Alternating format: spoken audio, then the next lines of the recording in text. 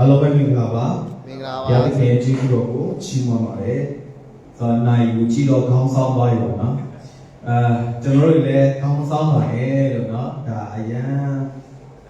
နှုတ်ဘတ်တော်အသားကိုနော်နှုတ်ဘတ်တော်အသားကိုစားနေခြင်းဖြစ်ပါတယ်နော်ရှေ့ပိုင်းမှာတော့တကယ်ပြောရင်လုံလောက်ပါဘူးနော်ရှေ့ပိုင်းမှာတတိခံတဲ့အရာလေးတွေတိုက်တွန်းလို့ဆိုတဲ့အရာလေးတွေကဒီနေ့အတွက်ကတော့လုံလောက်သွားပါဘူးနော်ဒါပေမဲ့လည်းနော်ဘုရားသခင်နှုတ်ဘတ်တော်ကိုလည်းကျွန်တော်တို့မချန်ထားဖို့လုပ်တယ်ပေါ့နော်အချင်းချင်းတိုက်တွန်းလို့ဆိုကြမယ်ပြီးရင်ဘုရားသခင်နှုတ်ဘတ်တော်အဖြစ်ဒီနေ့သူကအသက်တာကိုဒီဆောက်ရန်အတွက်ဖြစ်ပါတယ်ဆိုတော့ပြီးခဲ့တဲ့ဘက်ကနော်အချက်တစ်ချက်ကိုခြေပြုပြီးတော့ဝေငှတာပေါ့နော်ဆိုတော့မှတ်မိပြီလားဒီလိုလေး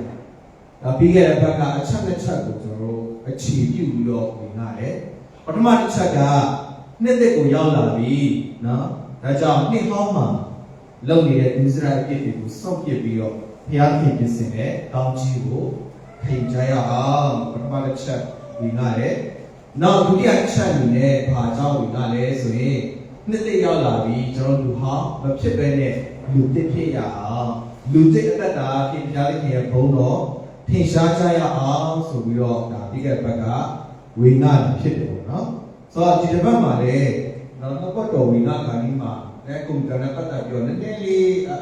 ဖြစ်သွားတယ်နော်အချိန်လေးနည်းနည်းလေးဟောက်သွားတယ်ပေါ့နော်ဒါပေမဲ့လည်းရတဲ့အချိန်လေးမှာဘုရားခင်နောက်တစ်ပတ်တော်ကိုဒီနေ့ခိုင်ဝင်အတွက်ဖြစ်ပါတယ်လို့ဆိုတော့ကျွန်တော်တို့နော်ဒီနေ့လည်းဒီဘဝဝေငှခြင်းနဲ့ခေါင်းစဉ်ကိုချက်သွားပါမယ်ခေါင်းစဉ်ကဘာလဲဆိုရင်ဘုရားသခင်နဲ့ထံလှည့်ပြန်ခြင်းနော်ဘုရားသခင်ထံလှည့်ပြန်ခြင်းဒီမိကုန်းကိုကျွန်တော်မေးတဲ့အခါနော်ဒီအရာကိုကျွန်တော်မိကုန်းမေးချင်တယ်ဆိုတော့ဘုရားသခင်ထံလှည့်ပြန်ဖို့လူလားနှစ်တရောက်လာနော်ဘုရားသခင်ထံလှည့်ပြန်ဖို့လူလားနော်လူကအမြဲတမ်းဘုရားသခင်နဲ့အမြဲတမ်းမြတ်တဲ့ချင်းဆိုင်တာထက်ကြိုးခိုင်းတဲ့နေရာများတယ်ဟုတ်လားမလို့နော်2025ခုနှစ်အသက်တာကိုကြည့်လိုက်ဘုရားသခင်နဲ့မြတ်တဲ့ချင်းမဆိုင်လေတချို့တွေဘုရားတော်မှမလာရေးကြဘုရားကြောက်ကြရတော့ခဲ့တယ်ဆိုတော့ဘုရားသခင်နဲ့အမြဲတမ်းကျွန်တော်သက်တာကိုကြည့်တဲ့အခါမှာကြိုးခိုင်းနေတယ်ဒါကြောင့်ကျွန်တော်တို့ဘုရားသခင်နဲ့ပြန်လှည့်လာဖို့လူလားလို့ပြောရင်တကယ်လူလားနော်ဆိုတော့ဒါကတော့ဓမ္မဟောင်းရဲ့အဖို့ဖြစ်တယ်ဆိုတော့ဓမ္မသစ်အဖို့ပေါ်မှာကျတော့အဲ့ဘုရားသခင်နဲ့လှည့်ပြန်ခြင်းရပါလဲဆိုရင်နောင်တရခြင်းပဲဖြစ်ပါတယ်နော်ဒါကြောင့်ဓမ္မဟောင်းကာလထဲမှာဘုရားသခင်စီကိုပြန်လာပါငါလူတွေငါစီကိုပြန်လာပါဒါပေမဲ့ဘုရားသခင်စီလူတွေကသူ့လူမျိုးတွေကပြန်မလာချင်ဘူးအဲ့ထက်မှာနော်ကျွန်တော်တို့တက်တာကိုဆင်ခြင်ရအောင်ကျွန်တော်တို့လည်းဘုရားသခင်သားသမီးတွေပဲယုံကြည်သူခရစ်ယာန်တွေပဲဘုရားသခင်စီကိုလှည့်ပြန်ဖို့နောင်တရဖို့ရှိလားဒီလိုမျိုးမေးတဲ့အခါမှာနှစ်သက်ရောက်လာဒီအသက်တာကိုမကြိုဘဲနဲ့ဒီအရာကိုမရဘဲနဲ့တော့ကျွန်တော်တို့မသွားစေချင်ဘူးအခြေပြုထားတဲ့ကျမ်းပိုင်းနှစ်ပိုက်ရှိဘူးเนาะအဲ့ဒါကတော့ယောလအနာဂိကျမ်းကြောင်းလာเนาะယူအေလာเนาะယောလအနာဂိကျမ်းခန်းချင်းနဲ့အငယ်စနစ်ကနေ73တမန်တော်ဝတ္ထုခန်း7အငယ်30ဖြစ်ပါတယ်เนาะဒါဆိုရင်ဒီကျမ်းပိုင်းနှစ်ပိုက်ကိုကျွန်တော်တို့ဒီမှာဖတ်ကြရအောင်ဆိုတော့ပထမကျမ်းပိုက်ကနော်ဒီယောလအနာဂိကျမ်းတွေကပေါ်ပြတဲ့ချက်လေးကိုဖတ်ရအောင်တို့ဖြစ်၍ထာဝရဘုရားမိန့်တော်မူသည်ကယခုတွင်အစာရှောင်ခြင်းကိုကျွေးမြည်တမ်းခြင်းတွေကွာစိတ်နှလုံးကျွေးမဲ့ငါထံကိုပြန်လာကြလောအဝတ်ကိုမဆုပ်ပဲနှလုံးကိုဆုပ်ရဲ့တင်တို့ဘုရားခင်ထာဝရဘုရားထံတော်ကိုပြန်လာကြလောဒါပေါ်တော့ဟောဖြစ်တယ်ဘုရားသခင်ကကျွန်တော်တို့ဖိတ်ခေါ်နေတယ်ဘာပြောလဲစိတ်နှလုံးကျွေးမဲ့ငါထံကိုပြန်လာကြလောအဲ့ဒါဣသရေလလူမျိုးတွေကိုပြောသလိုဒီမှာရှိနေတဲ့ဤဘုပိခိုင်မှာရှိနေတဲ့ကျွန်တော်တို့ကိုဘုရားကြောင့်ခေါ်လို့ပဲစိတ်နှလုံးနဲ့ကျွေးမဲ့အခုနအပေါ်ပိုင်းကိုကြည့်လိုက်တဲ့အခါမှာစိတ်နှလုံးအကျွေးမဲ့ငါထံကိုပြန်လာကြလို့ပြောသလိုအောက်မှာတစ်ချက်ကြည့်အောင်ဘုရားသခင်ထာဝရဘုရားထံတော်ကိုပြန်လာကြလို့ဒီနေ့ဒီမှာရှိတဲ့ကျွန်တော်ညီကိုမောင်မတရားတိုင်ရတတ်တာကဘုသူစီပြန်လာဖို့လိုအပ်တယ်ဘုရားသခင်စီကိုပြန်လာဖို့လိုအပ်တယ် အဲ့လိုပြန်လာတဲ့အခါမှာလေဘလို့စိတ်မျိုးနဲ့ပြန်လာတယ်စိတ်နှလုံးအကျွင်းမဲနဲ့ပြန်လာဟာဒီနေ့နှုတ်ကပတ်တော်ကြားရတယ်ဆိုပြီးတော့တခါဖျားစီစီပြန်လာပြီဟဲ့ဆိုပြီးတော့ဒီလိုပဲပါဇက်နဲ့ပုံစံနဲ့ပြန်လာတာမဟုတ်ဘဲနဲ့စိတ်နှလုံးကျွင်းမဲနဲ့ပြန်လာကြရအောင်နောက်ကျမှတစ်ပိုက်လေးပြောရအောင်နော်ဒီဖတ်မယ်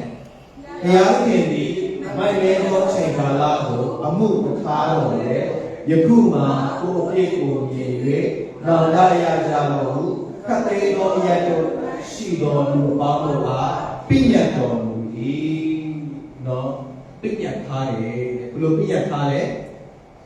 ကိုယ်အပြည့်ကိုမြင်၍နောင်တရကြတော်ဘုရားသခင်စီကိုပြန်လာပါနောင်တရကြပါအဲ့တော့ဒီနေ့နှုတ်ဘတ်တော်ကပေါ်ပြထားတယ်ဘာကိုမြင်ပြီးတော့လဲကိုယ်အပြစ်ကိုမြင်ပြီး2025ခုနှစ်တစ်နှစ်တာပတ်လုံးမှာဘုရားသခင်ရှေ့မှာကြိုးခိုင်းပြီးတော့အသက်ရှင်ခဲ့တဲ့အရာတွေကိုကြိုက်တယ်လို့အသက်ရှင်ခဲ့တဲ့အရာတွေရှိလားမရှိဘူးလားရှိတယ်အဲ့ဒီအပြစ်တွေကိုမြင်ပြီးတော့ဘုရားသခင်စီကိုပြန်လာပါနောင်တရပါလို့ပြည့်ညတ်ထားတယ်ပြည့်ညတ်ထားရဆိုတော့ဘယ်လိုမြင်ကြည့်လဲအဲ့ဒီတိုင်းအသက်ရှင်ဖို့ပြန်ရေးကြည့်ပါလေဒါဆိုရင်ကျွန်တော်နောက်အကြောင်းအရာလေးတစ်ခုထပ်ပြီးတော့ပြောပြပေးချင်တယ်ဆိုတော့လူဆိုတဲ့အမျိုးကနော်တိမ်ကြီးပြီးတော့လမ်းတွဲတယ်ဆိုတော့ကျမ်းပိုက်ရှိတယ်နော်ဟေရှာယနဂရီကျမ်းခန်းကြီး53မှာပေါ်ပြထားတဲ့အကြောင်းအရာကျွန်တော်ရှက်တယ်ပြီးမှနောက်ကနေလိုက်ဆိုပေးပါလို့ဟေရှာယနဂရီကျမ်းခန်းကြီး53အငယ်6ငါတို့ရှိသည်များသည်ကိုယ်ကဲ့သို့လမ်းလွဲလျက်ကိုယ်လမ်းသို့အတီးတီးလိုက်သွားကြသည်ဖြစ်၍ထာဝရဘုရားသည်ခတ်သိမ်းသောငါတို့ရဲ့ပြများကိုသူ့အပေါ်၌တင်တော်မူ၏ကဲငါတို့ရှိသမျှလို့ပြောတဲ့အခါဘယ်သူပြောရလဲဒီမှာဆက်ပြီးပြောရအောင်ငါတို့ရှိသမျှကတဲ့ကိုယ်ကဲ့သို့လမ်းလွဲလျက်ကိုယ်လမ်းကိုအတီးတီးလိုက်သွားကြသည်ဖြစ်၍အဲ့ဒါဘယ်သူပြောရလဲ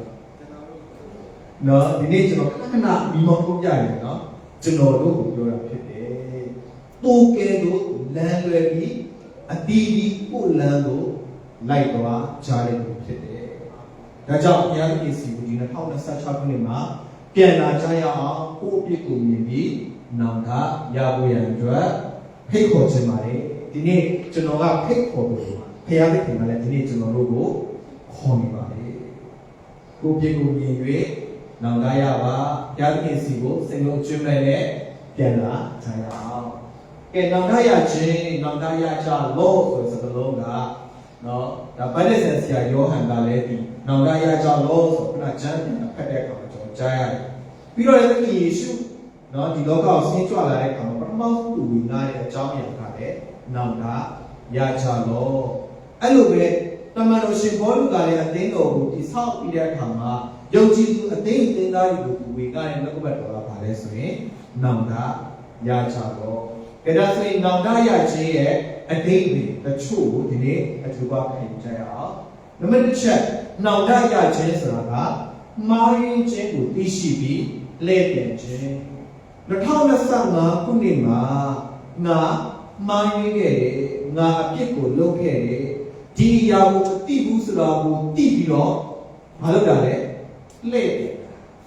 နော်လှည့်တယ်ကဲဒီမှာရှင်းတယ်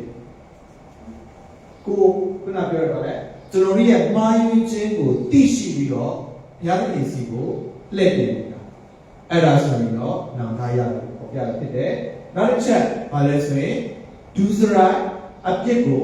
စွန့်ပစ်လိုက်ခြင်း2025ခုနှစ်မှာကျွန်တော်မှားယွင်းခဲ့တဲ့လုပ်ခဲ့တဲ့အဲ့ဒီဒုစရိုက်ကိုမလုပ်လိုက်ပါနဲ့စွန့်ပစ်လိုက်ခြင်းဟာလေနောင်တရခြင်းကိုဆုံးတာဖြစ်တယ်နောက်ဆုံးတစ်ချက်ကဘာလဲဆိုရင်ထိုက်တန်သောအကျင့်ကိုကျင့်ခြင်းတဲ့ကျွန်တော်ဟာနောင်တရတယ်ဆိုပြီးတော့ဗဇက်ကနေပြောတယ်ပလင်ပေါ်မှာတက်ပြီးတော့တတိခံတယ်ဒါပေမဲ့ကျွန်တော်တို့ကအဲ့နောင်တရခြင်းနဲ့ထိုက်တန်တဲ့အကျင့်အတ္တကျွန်တော်တို့မှာရှိရတယ်။တော့ကကျွန်တော်ကမှားပါတယ်ကျွန်တော်နောင်တရပါတယ်လို့ပြောတဲ့တစ်ဖက်မှာကျွန်တော်ရဲ့အတ္တက ကောင်းတဲ့အသက်တာကောင်းတဲ့အကျင့်ဘက်ကိုရောက်လာရတယ်ဆိုတဲ့အရာမျိုးပေါ့နော်ဒီနေ့ပြောပြပေးချင်တာဖြစ်ပါတယ်ကဲဒါဆိုရင်2026ခုနှစ်အခုရောက်လာပြီကျွန်တော်တို့တွေကောင်းတဲ့အကျင့်ကောင်းတဲ့အသက်တာလေးကိုသွားနေပြီလားပြင်ဆင်နေပြီလားအခုနကတော့ကျွန်တော်ညီငယ်ချင်းစင်လိုက်လာပြီးတော့သက်သေခံတယ်။2025ခုနှစ်ကတော့ဒီလိုရှိခဲ့တယ်အခုကတော့2026ခုနှစ်မှာအသက်ကပြောင်းလဲနေတယ်။ငါပို့ပြီးတော့ဘုရားသခင်ရှေ့မှာသွားမယ်စက္ကန့်မယ်ဆိုတဲ့အရာမျိုးပေါ့နော်။ဒီအရာကနှုတ်သက်တာမဟုတ်ပါဘူး။အသက်ကတည်းကလည်းပါလာလို့ရတယ်တော့ရန်အရေးကြီးပါလေ။ဒါကြောင့်နောင်ကရကြလို့ပြောတဲ့အခါမှာကျွန်တော်ရဲ့မှားယွင်းခြင်းကိုသိရှိပြီးတော့လက်ပြန်ချရအောင်ကျွန်တော်ရဲ့ဒုစရိုက်တွေကိုစွန့်ပစ်လိုက်ရအောင်နောင်တရခြင်းနဲ့ထိုက်တန်တဲ့အသက်တာအကျင့်ထဲမှာရှိကြရအောင်လို့နော်ဝိညာဉ်ပြီးချင်တာဖြစ်တယ်ကဲနော်ဒါဝိဒ်ကဘယ်လိုစွတ်တောင်းလဲဆိုတဲ့အချိန်တစ်ချက်ကိုကျွန်တော်အတူပေါ့နော်ဖတ်ကြရအောင်နော်ဒီ50ခုမြောက်သောဆာလံအပိုင်းငယ်3-4ပေါ့နော်တကယ်တော့50ခုမြောက်သောဆာလံကဘု து အကြောင်းပေါ်ပြထားလဲဆိုဒါဝိဒ်ကဗဒရှေဘာနဲ့မားတယ်မှာသူ့ဘဝတစ်လျှောက်လုံးမှာသူကကောင်းကောင်းအသက်ရှင်ခဲ့တယ်ဘုရားတရားတော်ကိုနှစ်သက်တယ်ဘုရားနဲ့ဆိုင်တဲ့အရာမှာတော်ကောင်းခဲ့တယ်ဒီပဲဒါပေမဲ့သူ့ဘဝအသက်တာမှာနော်အဲ့အမှားတစ်ခုဖြစ်ခဲ့တယ်အဲ့ဒါဘာလဲဆိုရင်ဗဒရှေဘာနဲ့မားရင်းခဲ့တယ်နော်ဥရိယရဲ့မယားဗဒရှေဘာနဲ့သူကမားရင်းခဲ့တယ်မားရင်းတဲ့အခါမှာသူဆက်ဆိုတဲ့စာလံကစာလံ50ဖြစ်တယ်အဲ့မှာသူပေါ်ပြထားတဲ့အချက်ပေါ့နော်အများကြီးတစ်ခုကိုဒီနေ့အတူဖတ်ရအောင်ကျွန်တော်လုံကျူးပါပြီကိုဝန်ချလဲကိုအပြစ်ကိုအစင်မပြတ်အောင်နေနေပါပြီကိုတော်ကိုပြစ်မှားပါပြီကိုတော်ကပြစ်မှား၍မျက်မှောက်တော်၌မတရားသောအမှုကိုပြုပါပြီဒါဝိဒ်ရဲ့အသက်တာကိုကြည့်တဲ့အခါမှာတကယ်ကောင်းတဲ့အရာဖြစ်တယ်แต่ကျွန်တော်တို့အသက်တာကဒါဝိဒ်လောက်ကောင်းပါနော်ဒီမှာရှိတဲ့လူတွေတော့ဒါဝိဒ်ကကောင်းတာဒါဝိဒ်ကတဲ့တနေ့ကို9ချိန်ဖျောက်ချီးမွမ်းတယ်တနေ့ကို3ချိန်ဘုရားကိုဆုတောင်းတယ်တဲ့နှုတ်ကပတ်တော်ကိုလည်းတစ်နေ့လုံးသူစိတ်ချင်းအောက်ခဲ့တယ်သူ့ဘဝတက်ကတစ်လျှောက်လုံးကြည်လိုက်ကိုးကြောင်းနဲ့ရေကနေစပြီးတော့ဘယင်ဖြစ်တဲ့အချိန်ကြီးဘုရားကိုချီးမွမ်းတဲ့သူဖြစ်တယ်ကျွန်တော်အဲ့လိုကောင်းမကောင်းဒါပေမဲ့ဒါဝိဒ်လိုအဲ့လိုကောင်းတဲ့သူတော်မှာဘာဖြစ်သွားလဲအပြည့်လုံးခဲ့မိတယ်ကျွန်တော်တို့ဆိုရင်ဒါကြောင့်ဒါဝိဒ်လိုလူကဒီလိုဆုတောင်းတယ်ဆိုကျွန်တော်တို့ဆိုပို့ပြီးတော့ဆုတောင်းရမယ်မဟုတ်လားပုံပြတဲ့ကေရှေ့မှာဘာပြောရမလဲကျွန်တော်လုံကျူးပါပြီဝန်ချလဲကိုအပြစ်ကိုဆိုပြဘယ်လိုလုပ်နေလဲအောင်းမိတယ်ကျွန်တော်မားတယ်ကျွန်တော်လုံကျူးတယ်ဆိုပြီးတော့ကိုအပြစ်တွေကိုအောင်းမိတယ်ကိုရောကိုပြစ်မှားပါပြီကိုရောကသာပြစ်မှားရတာမျက်မှောက်ကိုနိုင်ဘာကိုပြုမိလဲမတရားသောမှုကိုပြုမိပါပြီ။တေယူလေးပေါ်ခံရ2025ခုနှစ်ဟောင်းမှာကျွန်တော်ဘုရားရှင်ရှင်းမှာတရားသောမှုတွေပြုတာထပ်မတရားသောမှုတွေပို့ပြုတာ။ဒါကကြာရင်သူများရဲ့အပေါ်မှာဖြစ်ဖြစ်ကိုယ့်ရဲ့မိသားစုအပေါ်မှာဖြစ်ဖြစ်ကိုယ်နဲ့ထိတွေ့တဲ့သူတွေအပေါ်မှာမတရားပြုမိခဲ့တဲ့ချိန်တွေလည်းရှိပါတယ်နော်။ဒီအရာကကိုယ့်ကိုပြစ်မှားရတဲ့ဒီမှာကဒီအရာကိုလည်းမတရားသောမှုကိုလည်းကျွန်တော်ပြုမိပါပြီလို့ဘုရားရှင်ရှင်းမှာပေါ်ပြဝန်ချတောင်းတာကိုအရေးကြီးတာဖြစ်ပါတယ်ဆိုတော့ဒီတမန်တော်ကျမ်းစာထဲမှာနော်သူမှားပါတယ်ဆိုပြီးတော့ပြန်လာတဲ့သူတယောက်ရှိတယ်ကြောင်းလားရှင်လူကခန်းကြီး15အငယ်21ရှင်လူကပြည့်ကျမ်းခန်း15ကိုကျွန်တော်ဖတ်တဲ့အခါမှာအကြောင်းအရာ3တခင်ယေရှုကပေါ်ပြပေးတယ်ပထမတစ်ခုကဘာလဲဆိုရင်ပျောက်တော့ဘာလဲပျောက်တော့သို့ပြီးတော့ပျောက်တော့ဒင်္ဂပြီးတော့ပျောက်တော့ဒါအခုကတော့အဲ့3ခုတည်းကနေပြီးတော့3ခုမြောက်ဖြစ်တဲ့ပျောက်တော့ဒါအကြောင်းပဲဖြစ်တယ်နော်အရှင်က15ကျွန်တော်တို့ကဖတ်ရအောင်ဒါကလည်းဒါကကျွန်တော်ဒီတရားသခင်ကိုတော့ကိုရောကိုတော့ပြစ်မှားပါပြီယခုမှဆိုင်ရဲ့ကိုရိသားလူတွေခေါ်ခြင်းကိုမခံထိုက်ပါနော်သူဆိုရင်ဒီကြောင့်ကျွန်တော်အားလုံးသိတယ်နော်ညီကိုတယောက်ကအဖေးစီမှာလာပြီးတော့နော်အဖေးစီရောက်လာတယ်ဆိုတော့သားငယ်က ကျွန်တော်ရပိုင်ခွင့်ကိုပေးပါအဖေမတည်သေးဘူးနော်ဒီရပိုင်ခွင့်အမွေကိုတောင်းတယ်အဖေကတော့တာကြီးရောတားငယ်ရောတခါတဲ့အမွေကိုပေးလိုက်တယ်ဒါပေမဲ့တားငယ်ကတော့အဲ့ဒီအမွေဥစ္စာကိုယူရောအဖေအဝေးကိုကြောခိုင်းထွက်သွားတယ်နော်ဒါနဲ့သူအဲ့ဒီမှာအစာဖောက်ပါခြင်းတွေဖြစ်တယ်ပြီးတော့သူ့ရဲ့ဥစ္စာပစ္စည်းတွေကုန်သွားတဲ့အခါမှာ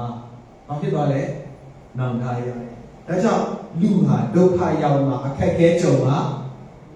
ဘုရားရှင်စီကိုပြန်လာတတ်တယ်။ဒါကကြာရင်ကျွန်တော်ကကြွယ်ဝခြင်းချမ်းသာခြင်းအောင်မြင်ခြင်းကိုအရန်လူချင်ကြတယ်မဟုတ်လား။ဟုတ်တယ်နော်။အခုအသိတော်ခုနောက်ပိုင်းအသိတော်တော်များများကိုကြည့်လိုက်။ဘာကြောင့်လဲဟောလဲ။အောင်မြင်ဖို့ချမ်းသာဖို့ကြွယ်ဝဖို့ဒါပေမဲ့အောင်မြင်ဖို့ချမ်းသာလာတဲ့ကြွယ်ဝလာတဲ့ဆိုလူကအောက်ချင်တယ်ဟုတ်ပါလား။ဟုတ်ပါတယ်။ဟုတ်တယ်နော်။အစဉ်ပြေနေပုံပြီးတော့ချင်းနေကောင်းနေသူများတက်ပုံပြီးတော့တာနေတယ်ဆိုရင်ဖျားသိစိတ်ဝင်စားတော့ဘူးဖျားသိစိတ်ပြန်လာတော့ရခတ်သွားပြီဒါပေမဲ့အခက်အခဲဒုက္ခပြဿနာကြုံလာတဲ့အခါမှာမျက်ရည်မခွက်နဲ့စိတ်နှလုံးပါပြီးတော့ဖျားသိစိတ်ပြန်လာတတ်တယ်ဒါကြောင့်ကျွန်တော်တို့အသက်တာမှာအခါကကြာရင်ကျွန်တော်တို့ကအချူကစားကောင်းတယ်ဒါပေမဲ့လည်းအခါလို့ခေါ်တဲ့အရာလေလိုအပ်တယ်သက်ဆောင်တတ်တယ်အခါလိုလေအခက်အခဲပြဿနာတွေဒုက္ခပြဿနာတွေကကျွန်တော်တို့ကိုဘုရားသခင်စီပြန်လာစေအခုလဲကျွန်တော်တို့เนาะတကယ်စစ်မှန်တဲ့နောင်တနဲ့ဘုရားသခင်စီပြန်လာဖို့အတွက်ဆိုရင်เนาะအခက်အခဲဒုက္ခပြဿနာရောက်ပါစေလို့ဆုတောင်းပေးရမယ်ဒီမှာရှိတဲ့သူတွေပို့ပြီးတော့เนาะစက်တဲပါစေလို့ဆုတောင်းရမှာဟုတ်တယ်မလားတကယ်ပြောရင်လက်ခံခံလက်မခံခံเนาะလူကခက်ခဲမှပြဿနာရှိမှဘုရားသခင်စီပြန်လာဖို့လွယ်တာဟုတ်အခုဒီပြောက်တော့သားပေါ့နော်အငယ်ဆုံးပါလေဘုရားသခင်ရှိမှအဖြစ်ကိုလုံးပြီးတဲ့အခါမှာနောင်တနဲ့တကယ်စစ်မှန်တဲ့နောင်တနဲ့ပြန်လာပြီးတော့သူပြောတဲ့စကားက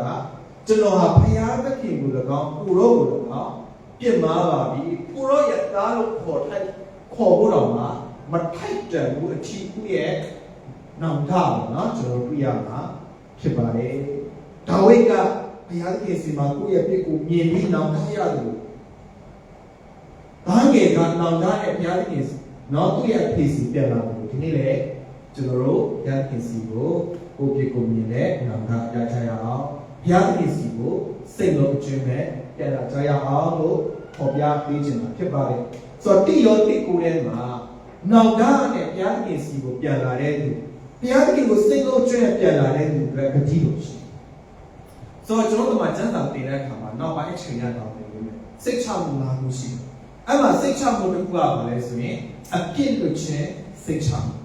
ဆိုတော့အဲ့အပြစ်လွတ်ခြင်းစိတ်ချမှုနဲ့ပတ်သက်တဲ့ကျမ်းပိုက်ကတိရောတိကိုဖြစ်တယ်နော်ဒါအားလုံးသိတဲ့ကျမ်းပိုက်ဖြစ်တဲ့ဒီတော့ဖတ်ရအောင်ကိုပြစ်တို့ကိုပေါ်ပြကောင်းပန်နဲ့ငါတို့အပြစ်များကိုလွတ်၍ဒုစရိုက်ရှိသမျှနှင့်ကင်းစင်စေခြင်းကဘုရားသခင်သည်သစ္စာတရားနဲ့၎င်းဖြောင်းလဲခြင်းတရားနဲ့၎င်းပြည့်စုံတော်မူ၏ဘာလို့အောင်လဲကိုအပြစ်တို့ကိုပေါ်ပြတောင်းပန်နေဒီနေ့ဘုရားသခင်စီကိုပြန်လာပြီးတော့နောင်တနဲ့ကိုအပြစ်တွေကိုဒီလိုဒါဝိဒ်လိုမျိုးခုနပြောတဲ့ဒီဘာငယ်လိုမျိုးကိုအပြစ်တွေကိုပေါ်ပြတောင်းပန်ဘုရားသခင်ကဘယ်လိုဂရုပြုလဲငါတို့အပြစ်များကိုလွတ်ပေးမယ်တဲ့ဟာလေလုယာပြန်ပြောမယ်တော့တကယ်ဘုရားသခင်စီမံ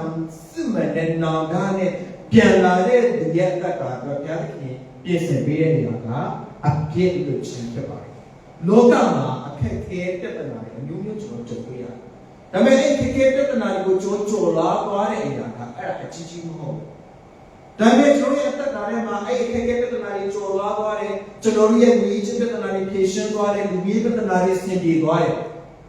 ဒါတော့ပဲမဟုတ်အဓိကကျွန်တော်တို့ကအပြစ်လွတ်ခြင်းကိုမခံစားရဘူးဆိုရင်ဘလောက်ပဲနေဟာအောင်နေတဲ့လူဖြစ်ဖြစ်ကျွယ်ဝတဲ့လူဖြစ်ဖြစ်အဆင်ပြေတဲ့လူဖြစ်တနည်းတစ်ပေကိုလာရမှာဖြစ်မရဲကိုလာရမယ်ဖြစ်ပါစဉ်းစားကြည့်တခင်ယေရှုကပြောတယ်နော်လူဒီတဲ့ဤစัจ java ဝါဒတစ်ခုလုံးကိုအကျွေးမဲ့အစိုးရ၍မိမိအသက်ဝိညာဉ်ရှုံးတဲ့အပေကျေးဇူးရှိပါလေအတိတ်ကလောကမှာသင်အောင်နေတဲ့လူတွေလောကမှာအရာခတ်သိမ်းကိုပိုင်ဆိုင်ရရှိထားတဲ့သူဖြစ်စီဖို့တော့တဲ့အပြစ်လွတ်ခြင်းကိုမခံစားရဘူးဝိညာဉ်ကတည်ခြင်းကိုမခံစားရဘူးဆိုဘာအကျိုးရှိမှာလဲဒါတကယ်ရှိကိုယ်တိုင်ကပြောခဲ့တဲ့စကားဖြစ်ပါတယ်ဒ ဒါကြောင့်မလို့ဒီနေ့မှာသင်ကအောင်မြင်ဖို့ကြွယ်ဝဖို့ချမ်းသာဖို့ချက်ဘုရားခင်ရဲ့အပြစ်ခွင့်လို့ခြင်းကိုခံရဖို့ကိုတော့ပြောနေပါနော်โอเคအဲ့တော့ပြောလဲဆိုတော့ဒုစရရှိတဲ့ညာနဲ့ကင်းစင်စေခြင်းကနှစ်ခုရှိရတော့တစ်ခုကတဲ့အပြစ်ကိုလွတ်ပေးမယ်တဲ့နောက်တစ်ခုကဘာလုပ်ပေးမလဲကျွန်တော်တို့လုပ်နေတဲ့ဒုစရအပြစ်နဲ့ကင်းလို့စေမယ်ဆိုပြီးတော့ဘုရားသခင်ရဲ့အတိတော်လာဖြစ်ပါတယ်ဒါကြောင့်ကိုယ်အပြစ်ကိုပေါ်ပြတောင်းပန်တဲ့ဘုရားသခင်ဆံတော်ကိုအတော်ဝင်ချစ်ခဲ့ကြရအောင်ဒါဆိုကျွန်တော်တို့ဘာရအောင်တမန်တော်တို့ခန်းကြီး3အငယ်26ကိုအတူတူဖတ်ရအောင်တေလို့တွင်ဒီဒီဆက်ကိုကြည်ဆောင်ပယ်ရှားတဲ့ညသောရှိမြတော်အားကောင်းခြင်းမင်္ဂလာကိုပေးစေခြင်းကဘုရားသခင်သည်မိမိသားတော်ယေရှုကိုအားမြောက်စေတော်မူ၏လေတေလို့ရှိရာသို့ရှေးဥစွာဇေလွတ်တော်မူသည်ဟုလူများတို့အားပေတရုဟောပြောလေ၏ဒါကသခင်ယေရှုကောင်းကင်တက်ကြွပြည့်နောက်ပိုင်းမှာတမန်တော်လက်ထပ်ကာလမှာပေတရုကဟောတဲ့အရာကပေတရုကဟောလဲမိမိဒုစရိုက်တို့ကိုကြည်ဆောင်ပယ်ရှားသောသူကျွန်တော်ကအပြစ်ကနေပြီးတော့နော်ကျွန်တော်အပြစ်ကိုပေါ်ပြဝန်ချတောင်းပန်နေဒါရီမကကျွန်တော်ရဲ့ဒုစရိုက်အပြစ်ရှိသမျှကိုလည်းကျွန်တော်တို့ကကြည်ဆောင်ပယ်ရှားတယ်ဆိုရင်ဂတိတော်ကပါလေကောင်းကြီးမင်္ဂလာကိုပေးစီခြင်းကဒါကြောင့်ဒီနေ့သင်ဟာကိုယ့်ရဲ့အပြစ်ကိုပေါ်ပြဝန်ချတောင်းပန်ရုံကမှာကကျွန်တော်ရဲ့ဒုစရိုက်အပြစ်တွေကိုကြည်ဆောင်ပယ်ရှားတဲ့ဒီရဲ့အတ္တအတွက်ဘာသာစောင့်ကြည့်နေတဲ့ဒီ2026ခုနှစ်မှာကောင်းကြီးမင်္ဂလာကျွန်တော်ထပ်ပြောမယ်နော်ဒုစရိုက်အပြစ်နဲ့ဘုရားကောင်းကြီးလုံးဝမခံစားနိုင်ခဏခဏကြားရတယ်လားကျွန်တော်တို့နော်ရေခွက်တစ်ခွက်ကိုချိန်လိုက်တဲ့အခါမှာနော်ရေထည့်လိုက်တဲ့အခါဒီခွက်ကတန့်မှာကျွန်တော်တောက်လို့အဆင်ပြေပါတယ်နော်ဆိုတော့ရေခွက်ကိုတန့်အောင်လုပ်ပြီးမှဘုရားခင်ပြင်ဆင်ပေးတဲ့ကောင်းကြီးအသစ်တော်ရာခံကြရအောင်လို့ဖော်ပြပေးခြင်းဖြစ်ပါတယ်ဆိုတော့မပြောချင်တာလေဒီမှာရှေ့တယောက်တိုင်းကကိုယ့်ရဲ့အတ္တကိုဒီ2026ခုနှစ်မှာပြင်ဆင်ကြရအောင်ဒုစရိုက်ကိုပေရှားပြီးတော့ကြည်ဆောင်ပေရှားပြီးတော့ဘုရားခင်ပြင်ဆင်ပေးတဲ့ကောင်းကြီးကိုခံစားကြရအောင်လို့ဖော်ပြပေးခြင်းဖြစ်တယ်နော်။ဒါတော့တစ်ချက်ဆက်သွားကြရအောင်ဆိုတော့ဒီထဲမှာဒီအပြစ်နဲ့ပတ်သက်တဲ့အရာကိုတော့ကျွန်တော်အသေးစိတ်မပြောလို့ဖတ်သွားလိုက်နော်ကျွန်တော်အထူးကဖတ်သွားတာအပြစ်နဲ့ပတ်သက်တဲ့အရာကိုအပြစ်နဲ့ပတ်သက်တဲ့အရာနော်ခုနကကျွန်တော်ပြောတဲ့အပြစ်ကိုဖော်ပြကောင်းမှရမယ်ပြီးတော့နော်အပြစ်ကိုကြည်ဆောင်ပေရှားရမယ်လို့ပြောတဲ့အခါမှာဘာအပြစ်လဲ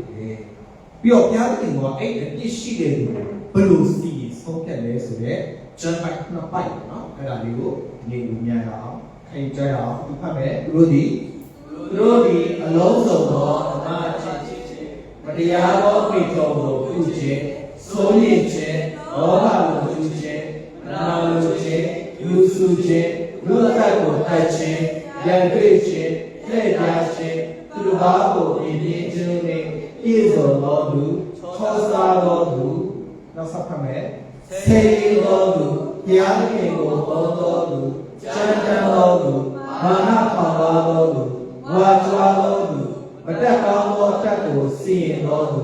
မိဘစကားကိုနားထောင်သောသူတတိမရှိသောသူသစ္စာပြတ်သောသူ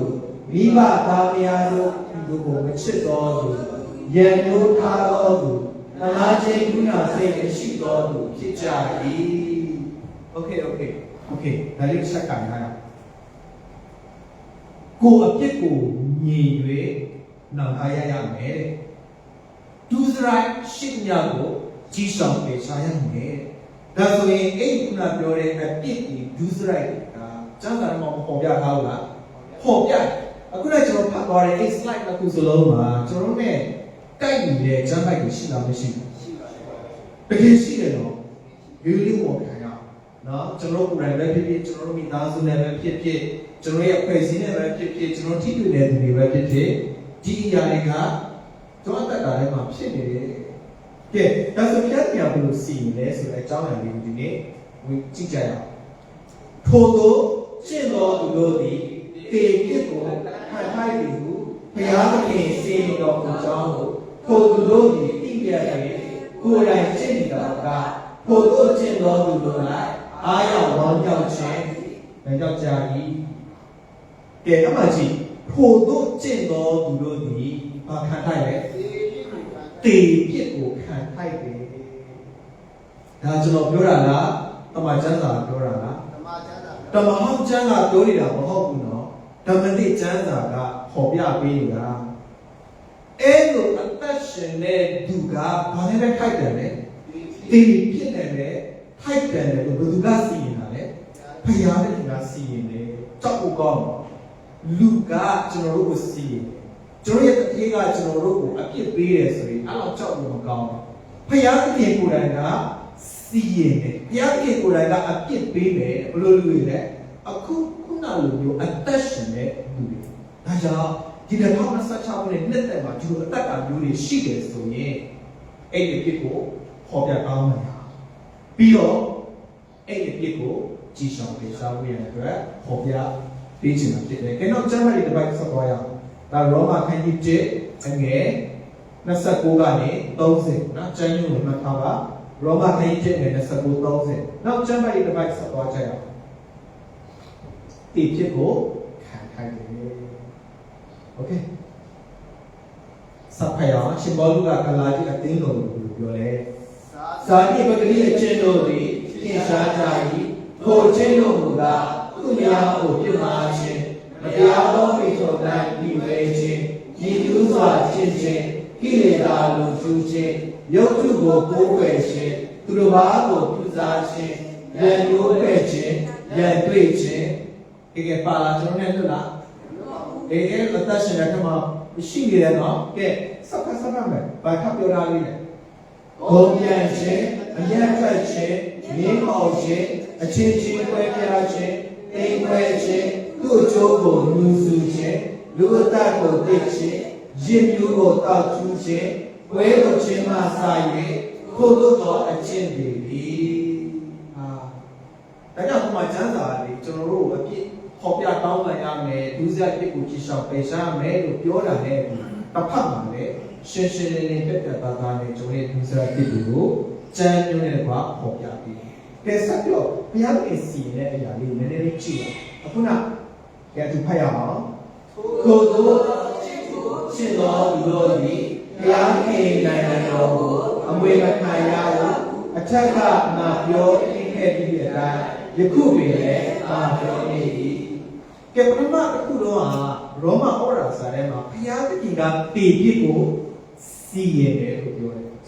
အခုထပ်ပြီးတော့ရှင်ဘောကဂလာတိအသိတော်ကိုဘာပြောလဲဆိုတော့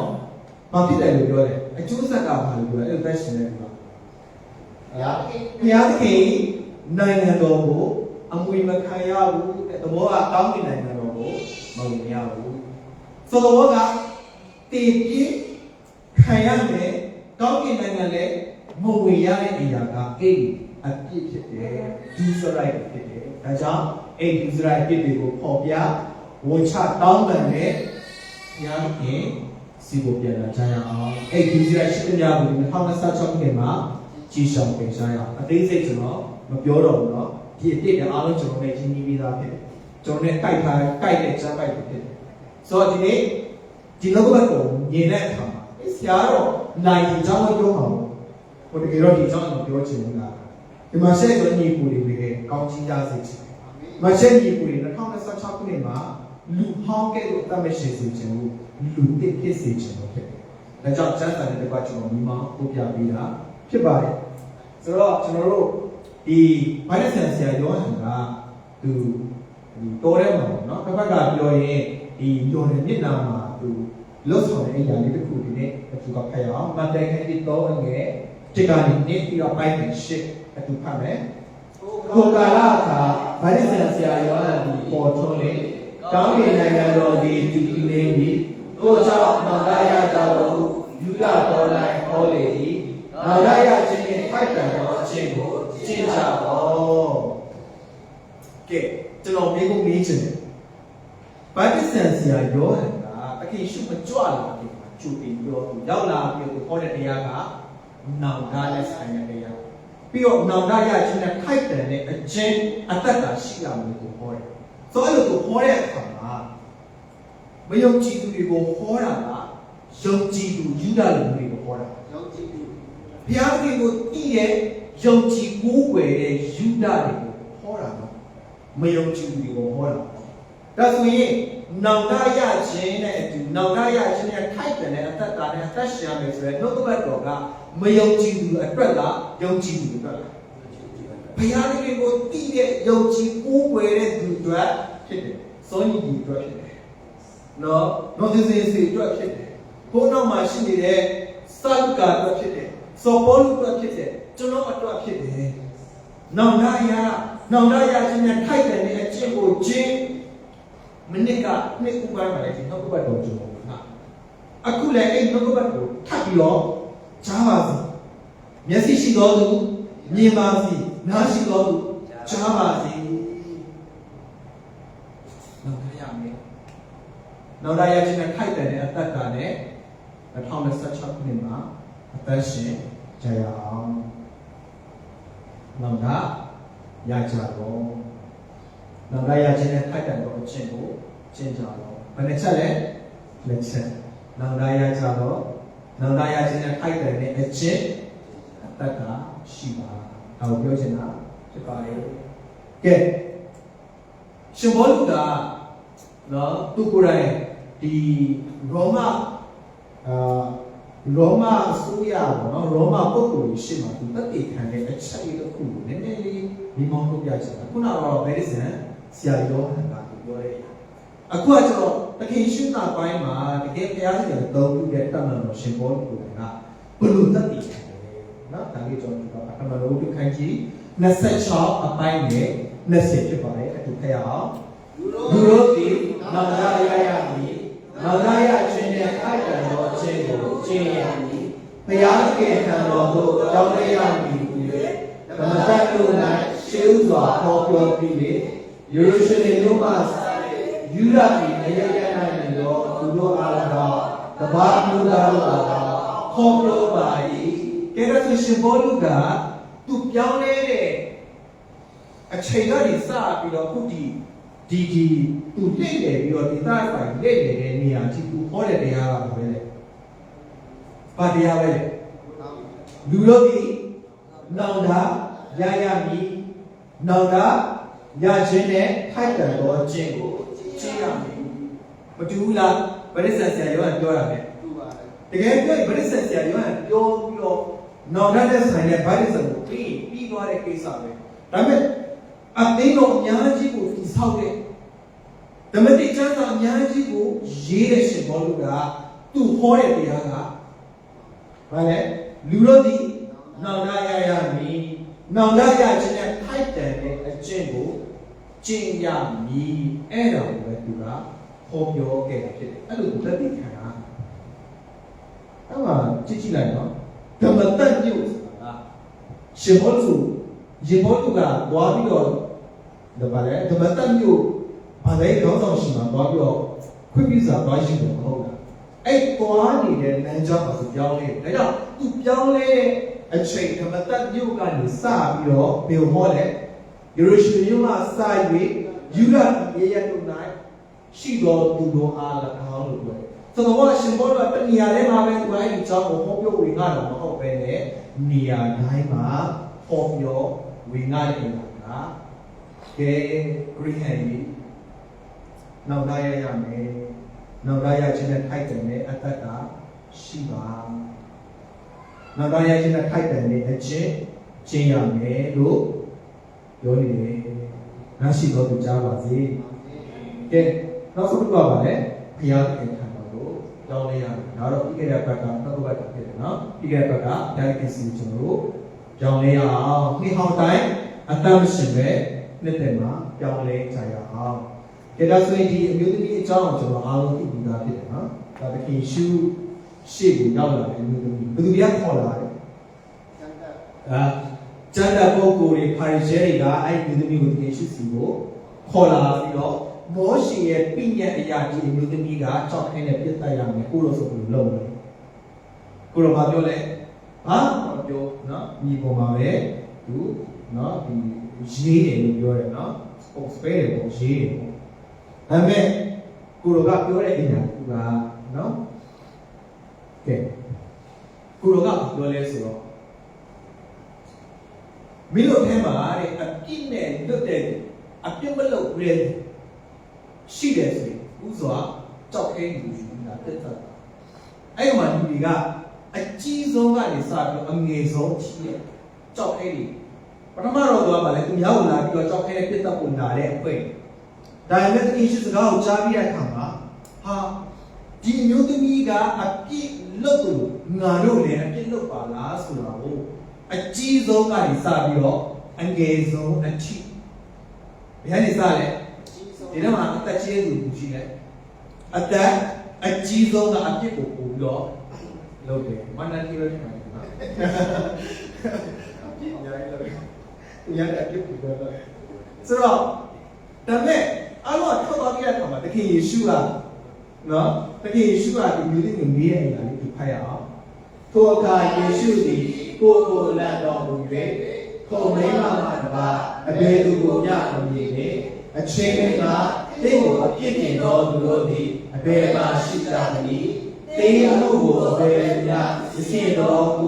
လိမ့်တော်မူ၏အခုနော်ခင်ရှုစစ်စီကိုဆွဲလာတဲ့ဒီလူတွေဘယ်မှာလဲဘယ်ကြောက်ခဲတဲ့ပြစ်မဲ့သူတွေဘယ်မှာလဲမရှိတော့ဒီမျိုးသမီးနဲ့ခင်ရှုမြောက်ပဲကျန်တဲ့တင်းရဲ့အမှုကိုသူစီနေတယ်ကဲဒီဆက်တော့ဖတ်ရဒီကိစ္စမှာပြောတယ်ခုံမိမကလည်းဘယ်သူမျှမစီရင်မှာမခင်ဘူးရှောင်းပြီးငါဒီလေတင်းအမှုကိုမစီရင်သွားတော့နောက်တစ်ခါဒုစရိုက်ကိုမပြုနေဘူးလိမ့်တော်မူ၏ကျွန်တော်တို့ကအသက်ခံရတော့မယ်လို့ပုဂ္ဂိုလ်သိတယ်ကဲဥမာဒီနေ့နေမှာကျွန်တော်တို့ကအသက်ခံရတော့မယ်အပြစ်ကြောင့်ကျူးပြီးခံတော့မယ်ဆိုပြောနိုင်ပါ့မလားပြောနိုင်ပါဘူးဒါဆိုရင်ဒီဥပမာတော့သူပဲရှိအောင်ရှိတော့သူကနော်ကျူးပြီးတော့မယ်လို့ပြောရင်ကျွန်တော်တို့အကောင်းဆုံးစားတာပဲကျူးလဲသူမစားနိုင်တော့ဘူးမစားတော့မပြောဘူးလေဆိုတော့သူစိတ်မှာဘလောက်ဒီဝန်နေကြည်ဝဲပြီးတော့ဘလောက်ဒီသူ့ရဲ့ဘဝကကြောက်စရာဖြစ်နေတယ်နော်ဒါပေမဲ့အဲ့ဒါနဲ့လွတ်သွားတယ်ဟာလေလုယာဒီနေ့ကျွန်တော်ရဲ့ဘဝတက်တာရဲ့ချီနေတာအဲ့ဒါ yes ကျွန်တော်တို့ကတကယ်2025ခုနှစ်ဘလောက်ဒီအပြစ်တွေများတဲ့ရှင်မှာလောက်ထားတယ်ဒုစရိုက်တွေဘလို့မျိုးပေပေနေလောက်ခဲ့တာအဲ့ဒီအပြစ်ကြောင့်ကျွန်တော်ကတည်ပြစ်ကိုခံခိုက်တဲ့သူတွေကောင်းကင်နိုင်ငံဘဝပြန်အတွက်လုံးဝစိတ်ချမှုမရတဲ့သူတွေဖြစ်တယ်ဒါပေမဲ့အခုချိန်မှာအင်ရှော့ပါပြောလဲတင်ရဖြစ်ကိုငါမစီရင်ဘူးဒါပေမဲ့အင်ရှုမှာလိုက်တဲ့စကားတစ်ခါပါလေနောက်တစ်ခါဒုစရိုက်ကိုတော့မပြုနဲ့ဟုတ်တယ်2025ခုနှစ်အတွက်ဘုရားသခင်ကနော်ယေရှုအဖြစ်လောကရိုင်မှာခြေဖြတ်ခဲ့ပြီးဖြစ်တယ်2026ခုနှစ်မှာတော့အဲ့ဒီအဖြစ်တိုင်းပြန်ပြီးတော့မလုပ်တော့နဲ့2026ခုနှစ်2025ခုနှစ်တုန်းကတော့အရန်ဆဲခဲ့တယ်။နော်ကျွန်တော်ကဖျားချောင်းရောက်တကယ်တော့အလုပ်ထဲမှာဘယ်လောက် stay လဲဆိုတော့ကိုကြောင့်ပြည်သေးတယ်။တကယ် stay တော့ကြောကြီးအောင်ဖတ်သိရတယ်။နော်သူလည်းအတိုင်းပဲ။တခါလေဟောချင်းလို့စတောင်းခံတယ်။အချိန်လုံးဖျားတရားကြီးပြောတယ်။အလုပ်ထဲရောက်လို့ဆိုတော့ ਨੇ သူများတွေကသူ့နှာခေါင်းရှုပ်။ဒီကိန်းတော့ဆဲတာ။သူဆဲတယ်လို့ထင်ရမထင်အောင်နော်။ဒါပေမဲ့သူအလုပ်ထဲမှာပပေနေဆဲတာနော်အဲ့ဒါတော့ပြစစ်တောင်းပြီးပါတော့ဖြစ်ကုန်တယ်ဆိုတော့ကျွန်တော်ပြောနေတာ2025ခုနှစ်မှာဆဲတဲ့တဲ့သူက2026ခုမှာဆဲရရှိုးတာ2025ခုနှစ်တုန်းကခပ်ပုံတောက်နေတဲ့သူတွေက2026ခုနှစ်မှာမတောက်ပဲနေဟာ2025ခုနှစ်ကချဲထိုးချီထိုးသူများမတယောက်သွားပြီးလုပ်နေတဲ့သူတွေကဒီ2026ခုနှစ်မှာလုံးဝအဲ့ဒါတော့နောက်တစ်ခါဒုစရိုက်တွေပြုမယ်2025ခုနှစ်ကလူမတိလောက်ခဲ့တဲ့ကိစ္စတွေရှိတယ်2026ခုနှစ်မှာအပြစ်ကိုပေါ်ပြတောင်းမှပြီးတော့ဖျားပြင်ရှိလို့ရှိဖြေရှင်းလိုက်တကယ်ပြောတာနော်အကြောင်းတော့2026ခုနှစ်မှာအဲ့အပြစ်တိုင်းမလုပ်ပါတော့ဘူး2025ခုနှစ်ကစောညင်နေတယ်2026ခုနှစ်စောညင်ပြီး မတူရဘူးကိုဆိုးသွားတာမဟုတ်ဘူးနော်ကိုကောင်းသွားရတယ်ညာတော့အတော့ဘတ်တော်ဝင်ရတယ်မဟုတ်လားမကောင်းတဲ့ငါတို့ကိုဘုရားကယ်ဆိုတော့ကိုကောင်းလာဖို့လေ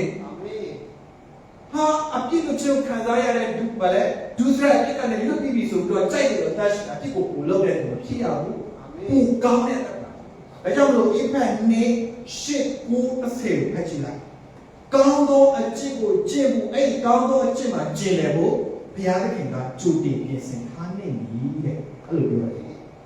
ဒါကြောင့်2026ခုနှစ်ကိုကောင်းလာရနောက်900ချင်းနဲ့ထိုက်တယ်နဲ့အကျင့်ရှိရဒုစရိုက်ကိုထပ်ခါမလုပ်နှစ်သက်မှာအသက်ကိုကျွန်တော်တို့ပြုပြင်ပြောင်းလဲပြီးရသရှိသွားကြရအောင်ဆိုတော့ဒါကကျွန်တော်တို့2026ခုနှစ်မှာတော့ကျွန်တော်စင်ကြရမယ့်အရာပြင်ဆင်ရမယ့်အရာဖြစ်ပါတယ်နော်ဒါယောဟန်8:17ကဲဒါဆိုရင်ရတဲ့ကျမ်းပိုင်ကိုပြောရအောင်โอเคရောမရစာခန်းကြီးနဲ့အငယ်ဒီကနေ6အခုဒါနောက်ဆုံးမှရောက်တော့ကျွန်တော်တို့ဘုရားသခင်ရှေ့မှာတောင်တရချင်းနဲ့ဖိုက်တန်တဲ့အတ္တတာမရှိဘူးကောင်းတဲ့အတ္တတာထဲမှာမရှိရင်ဘုရားသခင်ကနော်ယုံကြည်သူတယောက်ကျွန်တော်တို့ကိုဘယ်လိုမျိုးအမှုပြုဘုရားသခင်ကကျွန်တော်ဘယ်လိုနှုတ်ပတ်တော်နဲ့ဟောပြထားလဲဆိုတဲ့အကြောင်းအရာလေးနဲ့ဒီနေ့ဆုံးသတ်မှာဖြစ်ပါတယ်ကရောမရစာခန်းကြီးနဲ့အငယ်ဒီကနေ6ကိုဖတ်ရအောင်ဘုရားသခင်ကျေးဇူးတေကိုနောင်တလန်ကိုသွေးဆောင်ဒီကိုမတိမမတ်ပဲကျွေဝစွာကျေးဇူးပြုတော်မူခြင်းပြီးခံတော်မူစိတ်ရှိတော်မူခြင်းတို့မထီမဲ့ပြုတော်ဘုရားသခင်ရဲ့ကျေးဇူးတော်ကိုသင်ကမထီမဲ့ပြုလားဘာလို့ခံစားလဲမသိဘူးနော်2025ခုနှစ်တစ်နှစ်တာပတ်လုံးမှာဘုရားခင်ရှိမှကျွန်တော်မစုံနေဘူးဒုစရိုက်ကိုပြုပြီးတော့အတိပြတ်ခဲ့ဘုရားခင်ရှိမှပြုသဖြင့်အပြစ်နဲ့ဆိုင်တဲ့ရခဏထောင်းဘုရားကျောင်းအပတိုင်းရောက်လာတဲ့ဓမ္မကိုလွတ်ပြီးမဲ့ကြိုက်တယ်အခုနကျွန်တော်တက်ခံရတဲ့ကြားရနော်ဘုရားခင်ရှိမှကြိုက်တယ်လို့မပြင်းမစင်မဲနဲ့လုပ်နေတဲ့အရာတွေဘုရားခင်ရှိမှအားနေပြီးတော့စိတ်မပါဘဲနဲ့လုပ်တဲ့အရာတွေနော်ခုနဒီစာလုကာကသူကိုငါ့လို့ပဲနော်သူတက်ခံတယ်ကတနောက်တီးတာတီးနေစိတ်ကပြန်စိတ်ကမပါဒီပုံစံမျိုးတော့ဒီလိုအသက်တာမျိုးတွေနဲ့ကျွန်တော်ဒီမှာဝီလုပ်ခဲ့မဟုတ်ဘူးလားဘုရားခင်ရှိမှ2025ခုနှစ်နှစ်တာလောက်ပါလေချင်းလားဖယားရဲ့ဆိုင်တဲ့အရာဓမ္မဝတ်နဲ့ဆိုင်တဲ့အရာအားလုံးမှာကျွန်တော်တို့အားရချင်တယ်တကယ်အဲ့ဒီအပေါ်မှာကျွန်တော်အကောင်းဆုံးတော့လုပ်ခဲ့ပြီမဲ့နော်ဟိုပြီးခဲ့တဲ့ Christmas တော့လို့နော်ဘယ်လဲကျင့်ထားတာကတစ်ခွက်လာပြီးတော့လှုပ်သွားတာကတစ်ခွက်အဲ့ဒါနဲ့ကျွန်တော်ကမှ record တော့ကမလုပ်ပေးထားပါမယ်နော်တော့ဒီဘက်ကလည်းကိုကွာဒီဘက်ကလည်းသူတို့လည်းအဲ့ဂုံပန်းတိုင်းမကြားကြလို့ခင်ဗျာနော် electronic brand တော့အဲ့ကိုစရွယ်ဥစ္စာတွေဝယ်လာတယ်ဆိုတော့ကျွန်တော်ဘာပြောချင်တာလဲဆိုရင်ကျွန်တော်တို့က2025ခုနှစ်တစ်နှစ်လုံးမှာမစုံနေခဲ့ပါဘူးနော်အပြစ်လည်းလုပ်တယ်ဖျားနဲ့ဆိုင်တဲ့အရာမှာလည်းနော်တကောင်မလုပ်နိုင်ခဲ့ဘူးပေါ့နော်ဒါပေမဲ့ဘုရားသခင်ကကျွန်တော်တို့ကိုကျေးဇူးပြုလားဟုတ်တယ်ဒီပုဂ္ဂိုလ်ခါရနဲ့ဒီမိခိုင်ဒီပေါ်တော့ပါလို့ဒီနေ့ကြီးကျွေးဖို့ဆိုတာကျေးဇူးပြုနေတော့မယ်ကဲဘုရားသခင်ကကျွန်တော်တို့ကိုမလုပ်နေလဲတီးခံတယ်တကယ်တော့ဘုရားသခင်တီးခံလို့တော်ဟောင်းတာဆိုရင်လေမရဘူးတော်ဟောင်းကာလမှာဆိုရင်မလုံးနဲ့မှားတာနဲ့ကိုသိပဲမရဘူးဖက်ထုတ်ရတယ်ကျွန်တော်ဒီတော်ဟောင်းအဖြစ်ပြတချို့တွေပါဆိုရင်ဣဒါလီတွေကစစ်တိုက်လို့မအောင်တော့ဘူးသူတို့တွေရန်ရှိမှရှုံးနေဆိုသူတို့အထက်မှာစက်တနာတယ်သူရှိတယ်လူတယောက်ကအပြစ်ကိုလုပ်လို့ဥပမာကျွန်တော်ယောရှုအကြောင်းเนาะသူစောဘောလူကအဲ့ယောရှုတစ်ကိုသူကခေါင်းဆောင်အပြောင်းလဲပေါ့နော်မောရှိကနေပြီးတော့ဒီယောရှုခေါင်းဆောင်အပြောင်းလဲမှာယောရှုဘုရားတခင်ပြောတဲ့စကားကအာမယောနဲ့စိတ်မပြတ်နဲ့မောရှိနဲ့သူရှိတဲ့ကဲလို့တင်တဲ့သူကရှိတယ်ဆိုပြီးတော့မောရှိကငါအသုံးပြုခဲ့သူကိုမင်းကလည်းငါကအသုံးပြုမှာဆိုတဲ့ကျမ်းပါဆိုတကယ်ဟုတ်ပါတယ်နော်မောရှိတော့အဲ့လောက်ကြီးစိတ်မတိုက်အောင်ယောရှုလက်ထက်မှာသူကစပြီးတော့ဒီဂျော်ဒန်မြစ်ကိုသူကူးတယ်ပြီးတော့ပထမဆုံးတိုက်တဲ့သူကဘာမျိုးဟာယေရိုခေါမြို့ကြားရလား ယေရီခေါအဲ့ယေရီခေါမြို့ကိုသူတို့တိုက်တဲ့အခါမှာသူတို့လက်နဲ့တော့တိုက်ရတယ်မဟုတ်ဘူးเนาะမြို့ကိုပတ်ပြီးတော့ကျွေးကြော်တဲ့အခါမှာမြို့လူပြကြပြီးလို့ယေရီခေါမြို့ကိုမှတော့ကျွန်တော်ပြောချင်တာကသူရဲ့လက်ရုံနဲ့အောင်မြင်ခဲ့တာမဟုတ်ပဲနဲ့ဖယားသခင်ကသူတို့စစ်တိုက်ပြီးတယ်ဒါပြောချင်တာဒါပေမဲ့နောက်တစ်မျိုးရောက်သွားတဲ့အခါမှာအာအီမျိုးတိုက်တဲ့အခါမရဘူးအဲ့မှာသူရှုံးတော့စဉ်းစားကြည့်တော့တခြားမှာသူတို့လက်ကိုမသုံးရဘဲနဲ့လက်နဲ့မသုံးရဘဲနဲ့ယူရိုခေါမျိုးယူလို့ကြီးတဲ့မျိုးကိုဖြိုချခဲ့အာအီတို့ဘာမှမဟုတ်တဲ့မျိုးကိုရှုံးတယ်ဆိုတော့ဘာကြောင့်လဲအဲ့ထဲမှာနော်ဒီစစ်တိုက်ရဲ့ထဲမှာနေပြီးတော့လာပြီးတော့ချိန်အပ်တဲ့နေရာပေါ့နော်ဘက်ကပြောရင်ပစ္စည်းကိုဝတ်ထားပြီးတော့ချိန်အပ်တဲ့ပစ္စည်းကိုယူပြီးတော့ဝတ်ထားတဲ့သူကရှိလို့ဆိုအဲ့ဒီဒီကိုဖဲထောက်ပြီးတော့အပြစ်မစီရင်ခြင်းမတတ်မချင်းသူတို့အဲ့ဒီအာအီကိုသူတို့မရအောင်ဆိုပြပြချင်တယ်2016ခုနှစ်ဒီပို့မိတ်ကဟာရပို့ပြီးတော့ဘုရားခင်ရှေ့မှာတကယ်တိုးပွားခြင်းနဲ့ဘုရားအသုံးပြုခြင်းနဲ့တွားခြင်းနဲ့ဆိုရင်သူအဲ့ထဲမှာဒူးစရိုက်ကိုတော့ဟဲ့ထုတ်ပြီးတော့လုပ်တယ်အဲ့တော့နောက်ဆိုရင်မြန်မာပြည်မှာတိကျဒီမလာပါစေနဲ့ဒီမှာရှက်ကျော်ညီကိုတယောက်တည်းရအသက်တာအဖြစ်မိတ္တဟာရအမိပါမဖြစ်ပါဘူး yes ဘုရားရှင်ပေးတဲ့ကောင်းချီးပိတ်တာမဖြစ်ပါစေတကယ်ပြောတာတော့ကျွန်တော်တို့တယောက်တည်းပုံသူများတွေပြောတော့အဲ့ဒီမလေးစောညီကြောင့်လေတော့တက်လာပြီးတော့အဲ့လိုလေအကြာကြီးတက်လာပြီးတော့တက်နေခံလို့လေဒီတော့တော့ပြောနေကိုလူကတော့ပြောဒီလိုကတော့ပြောနေဒါပေမဲ့သူတော့ကောင်းပါတော့သူတော်လေးသူအစီအပြေတော့ကြားချင်းဆိုလို့ဒီနဲ့တန်တာပဲကြောင်းနေတာဆိုတော့သူရောက်မကြည့်နဲ့ကိုကိုပဲကြည့်ငါကြောင့်လီးမလာဘူး yes ငါကြောင့်မိတ္တဟာယအာမင်မဖြစ်ပါစေငါကြောင့်တရားကောင်းချီးပေးတဲ့အရာတွေအောင်အဟံကောင်းမဖြစ်ပါစေငါကြောင့်မိတ္တဟာယပူတော့တာသနာပြုရတဲ့အတွက်တုတ်ဆိုင်တာမဖြစ်ပါစေ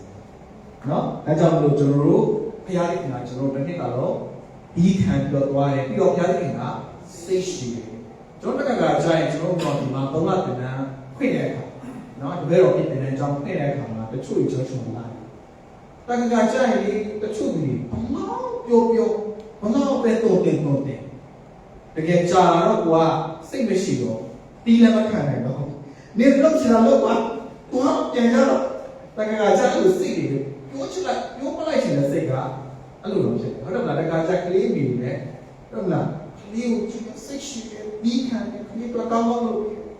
ကလေးကကြားလိုက်ဘာမှကျွန်တော်ဆိုကျောင်းသမီးလေးကိုတကယ်ပြောတာမှာကလေးကိုမျိုးချောကျွန်တော်ကလေးကကျွန်တော်လက်ပေါ်မှာကြည့်ရဒါပေမဲ့ကျွန်တော်ကလေးကိုရိုက်တဲ့ချိန်ကြီးတယ်တိတိလေးတော့ကျွန်တော်စိတ်မရှိတော့ဒီမခံနိုင်တော့ကလေးကိုတော့လုပ်ပြတာမတိတ်ဘူးတော့လုပ်ပြတာမလိမ္မာဘူးဆိုပြီးတော့တခါလဲမလုပ်လိုက်နဲ့ကျောင်းသမီးလေးကိုဒီထဲမှာပြီးခင်နေလဲတိုက်ဆိုင်နေခွန်းလို့ပါအချို့တွေလည်းစိတ်ရက်လိုက်ဒါပေမဲ့ဘုရားသခင်ကကျွန်တော်တို့ကြွယ်ဝဆိုကျေးဇူးပြုတဲ့ဘုရားစိတ်ရှိပြီးတယ်ဒါကြောင့်ရောမဝရစာခန်းကြီး9အရှင်းပေါ်တယ်ငါတို့အပြစ်ရှိစေငါတို့အပြစ်ရှိစေမှာငါတို့အပြစ်လုပ်နေတဲ့အချိန်မှာဘုရားကတင့်ကိုကြွယ်ဝဆိုကျေးဇူးပြုတယ်ဘုရားကတင့်ကိုစိတ်ရှိပြီးတယ်ဘုရားဖြစ်တယ်ဒါပေမဲ့ဘာလို့လဲအဲ့ဒါကိုဒီမဲ့မြင်ပြုရတယ်လေအဟုတ်ကြီးထင်တယ်ငါဒီတိုင်းတက်ရှင်နေပဲပြန်ပြန်တော့ဘာမလို့လဲကြည်စားရက်လဲတောက်တယ်ဆေးလေးချတယ်အေးရိုက်ဒါမဲ့ကိုကချစ်တယ်မလို့နဲ့မကြခင်နော်ညာဒီကနော်ကျွန်တော်တို့ကရောက်လာတော့သူ့ရဲ့လက်ကချီးတယ်နော်โอเคညာဒီကကျွန်တော်တို့ကိုပြောပေးဆောင်တယ်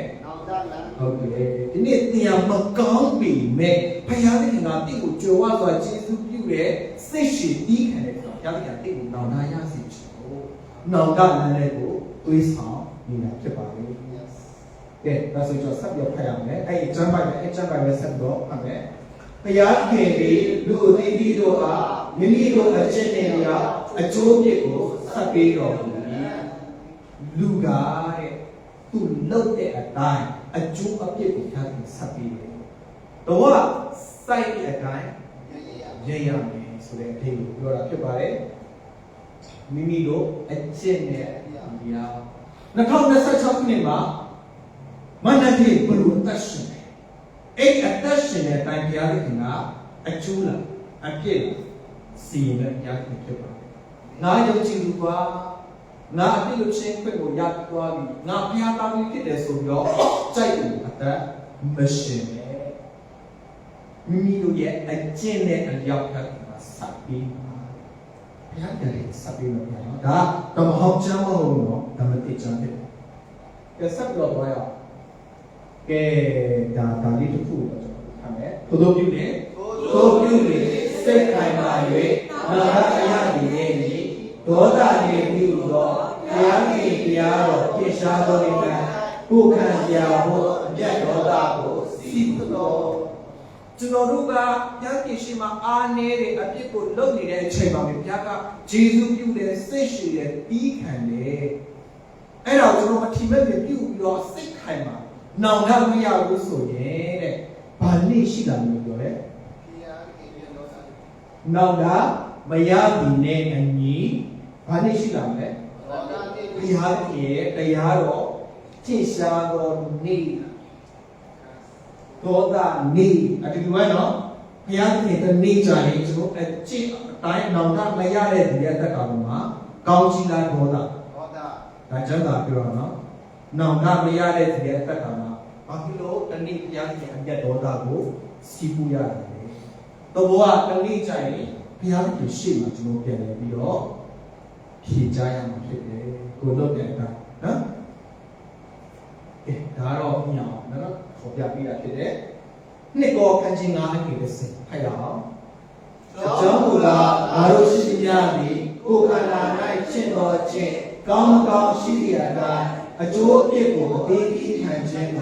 ခရစ်တော်ရဲ့တရားပလင်ရှိတိုင်းပေါ်လာရကြပြီကဲမှတ်ထားစီခြင်းနဲ့ဗာတရားပလင်ခရစ်တော်ရဲ့တရားပလင်မြောင်ကြည့်တော့ကျွန်တော် highlight လုပ်ပေးထားတယ်ကိုယ်ခန္ဓာ၌ကျင့်တော်အကျင့်ကဲမယုံကြည်သူပြောတာလားဒီမှာရှိနေတဲ့ကျွန်တော်ယုံကြည်သူပြောတာကျွန်တော်တို့ဧကမူပြောတာဟုတ်တယ်မလားဧကမူရဲ့ကိုယ်ခန္ဓာမှာကျင့်တဲ့အကျင့်ရှိတယ်ယုံကြည်သူတယောက်အနေနဲ့သူအသက်ရှင်တဲ့ပုံစံရှိတဲ့အတိုင်းကောင်းမကောင်းရှိတဲ့အတိုင်းဧကမူရတော့2025ခုနှစ်တောင်လောက်ရှိလိုက်ကောင်းတော်ရှိလားမရှိဘူးလားဒီချောင်ပြန်ကြည့်အောင်တော့ဒီထားကြားကြတဲ့တော့တော့မရှိဘူးလေကောင်းတာလည်းရှိတာပဲမကောင်းတာလည်းရှိတာပဲကိုယ်ခန္ဓာမှာကျင့်တဲ့အကျင့်ကောင်းမကောင်းရှိတဲ့အတိုင်းဘုရားရဲ့တရားပြင်ရှိခရစ်တော်ရဲ့တရားပတ်လို့ရှိကောင်းဒီကြဆိုချင်ဘုရားတရားပြင်ခရစ်တော်ရဲ့တရားပြင်ကျွန်တော်တို့ကချီဆောင်သိသိချင်းနဲ့ပဲပါအချိန်ရောက်လာလို့ဘုရားခင်လည်းဖို့ပထမဆုံးရောက်ရတဲ့နေရာကခရစ်တော်ရဲ့တရားပဲအဲ့ဒီစီချင်ဆိုဝိနည်းမှုတနေ့ခရစ်တော်ရဲ့တရားပဲရှိမတည့်ရအခုဒီလူကြီးခရစ်တော်ရဲ့တရားပဲရှိမှာတနေ့မတည့်ရဆိုရင်ရှိနော်ခရစ်တော်ရဲ့တရားပဲရှိမှာတနေ့ကြရင်မတည့်ရမယ်မတည့်ရရုံနဲ့လားကိုယ်ခန္ဓာမှာကျင့်တဲ့ကောင်းမကောင်းရှိရတာနောက်တော့မရဘူးအပြစ်ကိုမချကောင်းမှခြင်းမရှိဘူးလူဆက်ကိုမရှောင်ဘူးကောင်းကောင်းတတ်မရှိဘူးဆိုခရစ်တော်တရားကိုရှင်းမှာရရလူတိုင်းရရဒါပေမဲ့လူတိုင်းရက်တဲ့ပြောတဲ့အခါမှာကောင်းတဲ့ကိုယ်ခန္ဓာမှာကောင်းတဲ့အချင်းချင်းတဲ့လူတွေရှိလို့မကောင်းတဲ့အချင်းတဲ့လူတွေလည်းရှိတယ်အဲ့ဒီမှာကျွန်တော်တို့ပါတယ်ဘယ်ဖွင့်မှာပါလဲကောင်းတဲ့အကျင့်ကိုကောင်းတဲ့အကျင့်နဲ့ရက်တည်ရဖွယ်လားမကောင်းတဲ့အကျင့်နဲ့ရက်တည်ရဖွယ်လားနောင်တရတဲ့ဖွယ်လားနောင်တမရတဲ့ဖွယ်လားနောင်တရတဲ့ဖွယ်တွေကိုသွားစီချင်အောင်နော်โอเคခရစ်တော်ရဲ့တရားပတ်လို့ねဘယ်သူမှမလွတ်ဘူးဆိုတော့ပေါ်ပြပေးခြင်းတယ်ဒါကြောင့်ဒီနေ့ဒီပုံမှာ share ကြောင်းဒီပုံမှာအားလုံးတော့ကျွန်တော်ဆိုပြီးဘယ်သူမှခရစ်တော်တရားပတ်လို့လွတ်တဲ့လူရှိကိုယ်ခန္ဓာမှာကျင့်တဲ့ကောင်းမကောင်းရှိတဲ့အတိုင်းဒီနေ့ကျွန်တော်ပြန်ပြီးတော့ဆက်ပြရမှာဖြစ်တယ်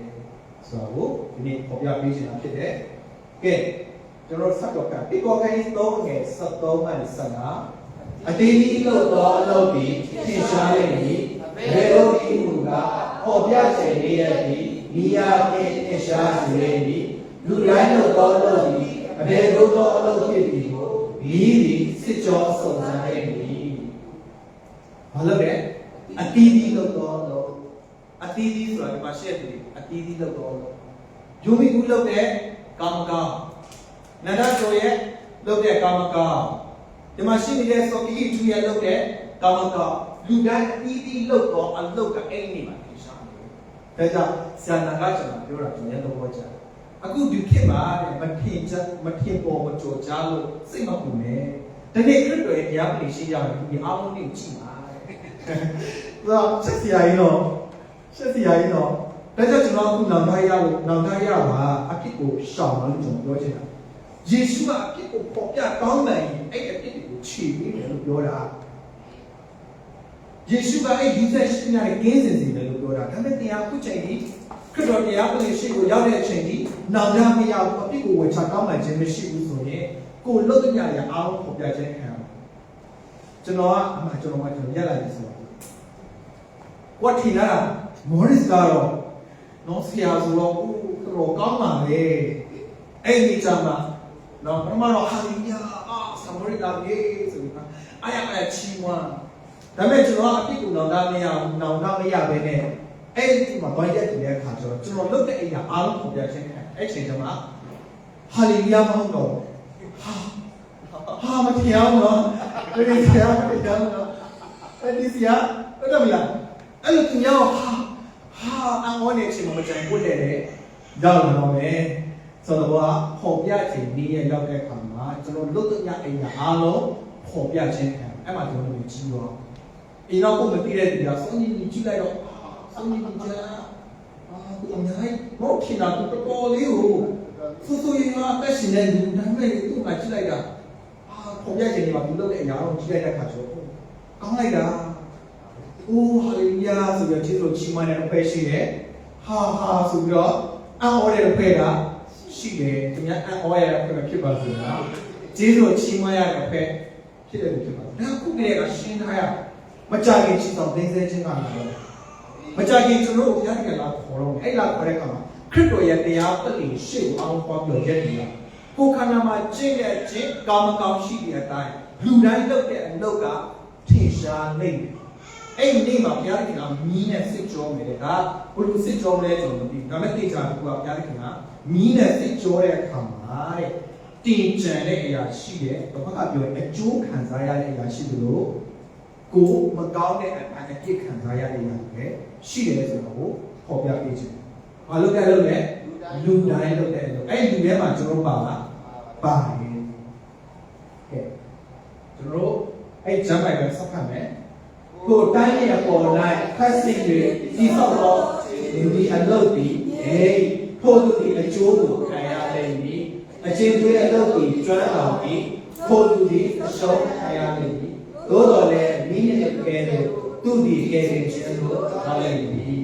တနေ့မှာဘုရားသခင်ကကျွန်တော်ရဲ့အကျင့်ကိုကျွန်တော်လုပ်တဲ့အလုပ်တွေကိုစိတ်ကြောတဲ့အခါမှာကျွန်တော်မိနစ်တော့လွတ်သွားတယ်ဆိုတာကဲတင်ခြင်းတော့ရတယ်ကဲတင်ရလို့လည်းချစ်တော်တဲ့စိတ်ရှိမှာပါတော့ခရစ်တော်ရဲ့တရားပလင်ရှိမှာရောက်တယ်လို့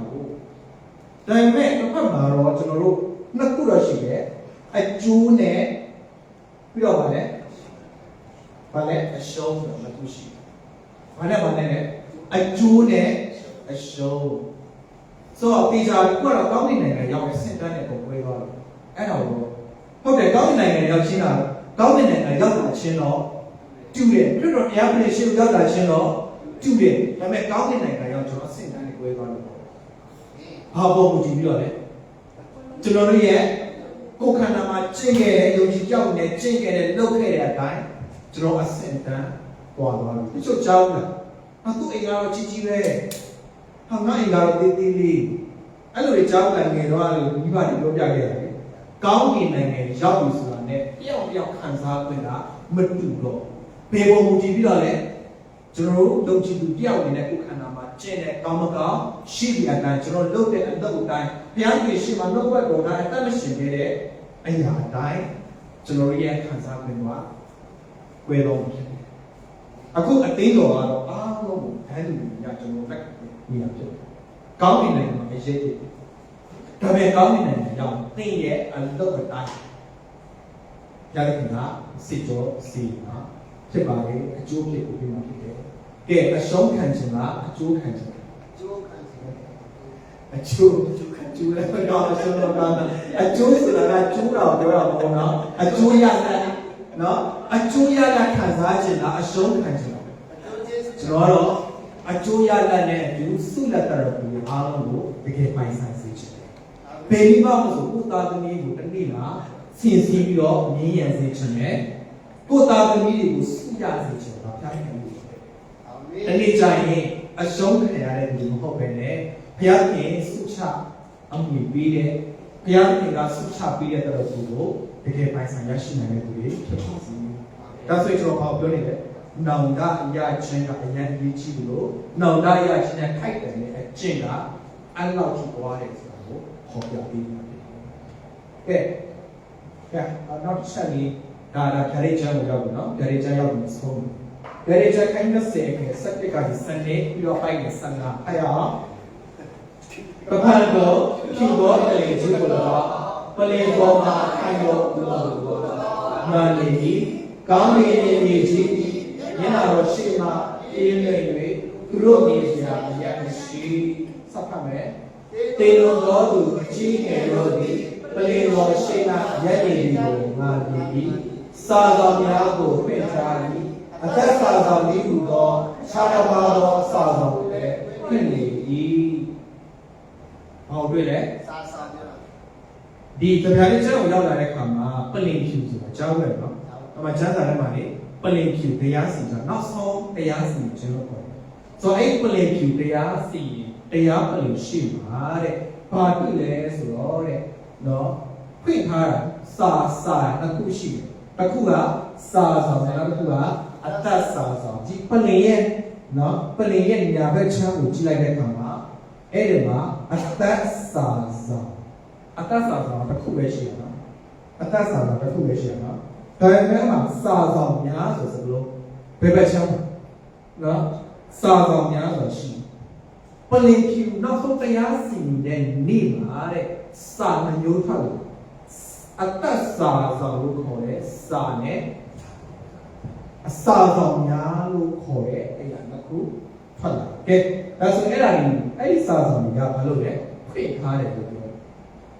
ကဲဒါဆိုရင်အဲ့စာဆောင်လို့အတ္တစာဆောင်လို့အဲ့ဒါတွေအားလုံးကဘယ်လိုနဲ့ဆိုင်လို့ထင်နော်တေလိုတော့သူအကြီးငယ်တို့ဒီ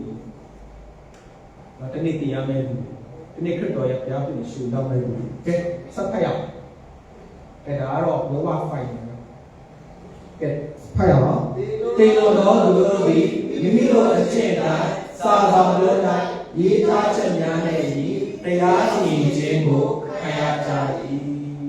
ဘာပြောနေလဲတေလိုတော့သူတို့ဒီမိမိတို့အကျင့်တိုင်းကိုယ်ခန္ဓာမှာကျင့်တဲ့ကောင်းမကောင်းမိလုပ်တဲ့အတိုင်းဘာမှရလို့ပြောလဲစာဆောင်ဒိုနိုင်ဒါဆိုဒါကဘာလဲညာဘက်ချမ်းကလားဘယ်ဘက်ချမ်းကလဲဘယ်ဘက်ချမ်းကစာဆောင်စောသေးကြတယ်ကတော့စာဆောင်အများကြီးရှိတယ်ဒါဆိုအဲ့စာဆောင်ထဲမှာစောညီရဲ့စာဆောင်ပါလားစာစောညီညာလုပ်တဲ့အတိုင်းစောညီကုခန္ဓာမှာယုံကြည်ပြောင်းနေတဲ့ကျင့်တဲ့အတိုင်းအဲ့စာဆောင်အကုန်ကြီးထားတယ်ဒါကြောင့်ကျွန်တော်ဘယ်လိုပြရတဲ့ခင်ဗျာရမ်းမှတ်တမ်းမှတ်ရရမ်းမှတ်အကုန်မှတ်ဒါကြောင့်လို့အားလုံးကအဲ့စာဆောင်များတဲ့မှာစောအားတရဲ့စာဆောင်လည်းပါနော်အနောက်မှာရှိနေတဲ့စာလုကရဲ့စာဆောင်လည်းပါအဲ့စာဆောင်တွေကတဲ့ဘာလို့မှတ်တမ်းနေတာလဲမိမိတို့အကျင့်အတိုင်းကိုယ်ခန္ဓာမှာကျင့်တဲ့အကျင့်ရှိတဲ့အတိုင်းအဲ့ဒီစာဆောင်တွေမှာမှတ်ထားတယ်ဒါကြောင့်ဒီလောကမှာနော်ကိလို့ပြောရင်နမတာမင်းနေလောမှုတူလေး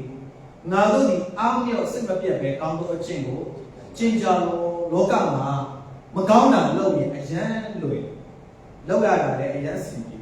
ဒါပေမဲ့ကောင်းတာလုပ်လို့ဆိုရင်ဒီမျိုးမျိုးကိုပြောတယ်လူတွေကကိုယ့်ပေါ်မှာမိုင်းဆိုဖြစ်ကြ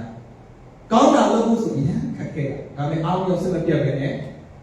ကောင်းတဲ့အတိုင်းလောကမှာသင်ဘုရားရှင်မှာ တင်လူပူဇော်ပြီးတော့စက္ကန့်အနန္တရာအားလုံးဘယ်ထဲမှာဝင်လဲစာဆောင်မှာဝင်တယ်ဖယားနဲ့ဆိုင်တဲ့အရာတွေ